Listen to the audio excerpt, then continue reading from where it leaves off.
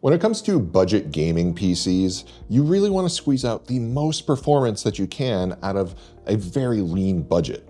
And frankly, the AMD Ryzen 5 7600X3D CPU really fits that mold very well. Now, obviously, this is a microcenter exclusive CPU that you can buy if you want to build your own computer, but we also have the CPU available in two of our PowerSpec configurations, the PowerSpec G520 and the PowerSpec G521, which is what I have on the desk here. Now, this is a really great option because you can get fantastic gaming performance at a very nice budget. Now, this comes bundled with 32 gigabytes of DDR5 6000 RAM. You also have an NVIDIA GeForce RTX 4060 with 8 gigabytes of GDDR6 VRAM and a 1 terabyte NVMe SSD, which is enough space to fit some of those really hefty 150 gigabyte games as well as your operating system. Now, what I really like about pre-builts is that it is an out-of-the-box experience that frankly is sometimes a little bit easier.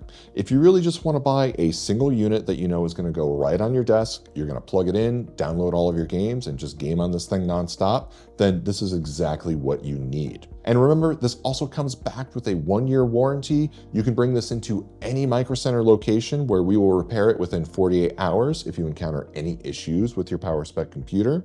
And you also just get really the best service at microcenter, so that's always worth getting. Now, with this configuration, you might notice the AMD Wraith Prism cooler.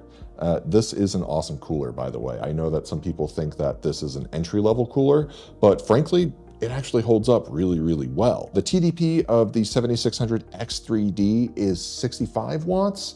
This cooler can handle up to 105 watts while being low profile and having this single fan.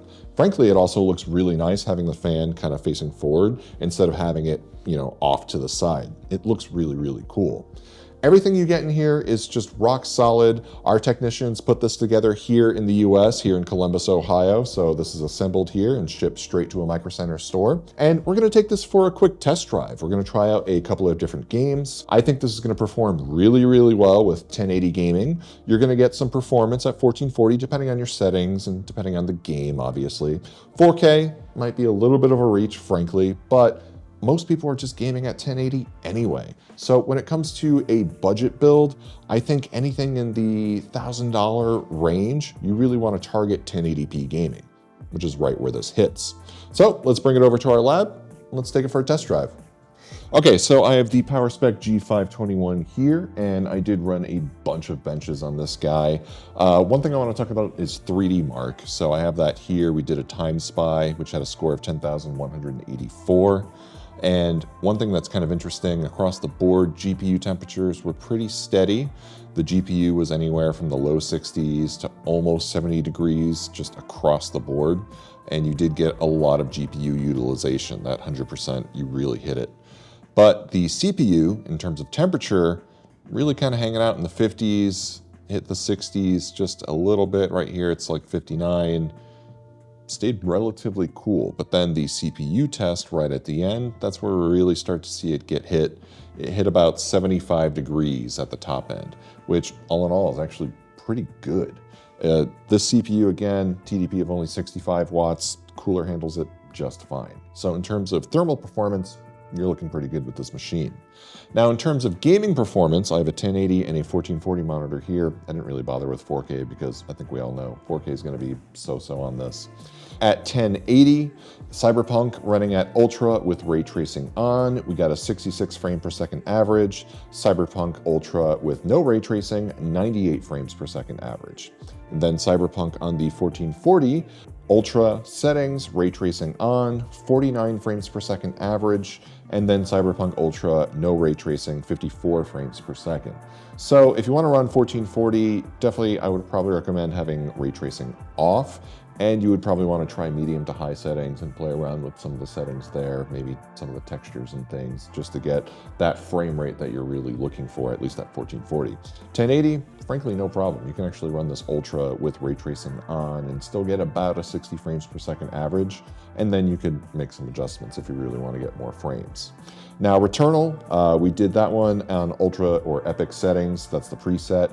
1080, you had an 80 frames per second average, and then for 1440, there was a 66 frames per second average. And then with F123, this was with ray tracing on, 1080 ultra setting, 79 frame per second average, and then 1440, 58 frames per second average. And then Black Myth Wukong, we actually did that one with no ray tracing on, and we did the cinematic and the high presets. So for cinematic 1080, 59 frames per second, and then high 1080, 104 frames per second average. For 1440, on cinematic, you had 56 frames per second, and then at the high preset, 90 frames per second. So basically across the board, what you're really looking at is pretty good 1080 performance. You're gonna get really good frame rates with 1080. When you step up to 1440, that step up in resolution, you're gonna wanna get more selective with your settings in your games, especially if you play Valorant, Fortnite, Apex, any of those games. You're really going to want to tweak those settings, maybe turn those shadows down if you want to get the highest frame rate possible, especially with those competitive shooters. Frankly, you're not really playing it for the looks. But across the board, PowerSpec G521 performs very, very well for a budget machine. Everything that you're going to need to get into gaming, you're going to game no problem. And there's also the option to upgrade your storage at the time of purchase. If you buy an SSD or even a hard drive, you can have them install it at the time of purchase, and that actually comes free. So that's another kind of perk of getting a PowerSpec from microcenter. Now, all across the board, I'm pretty happy with the way that this performed, but let me know in the comments below what you would like us to see kind of test out in the future. We're still getting our bench suite kind of together, and I know that you guys have been asking for 1% lows, so I'm going to be working that into everything as well, and we're going to be hammering out a lot more benchmarks in the future. But all in all, expect more content on PowerSpec PCs from microcenter, and make sure to stop by your local microcenter and talk to one of our knowledgeable associates to find out more about a PowerSpec PC. And remember, if you don't have a microcenter near you, to comment hashtag I want a microcenter near me.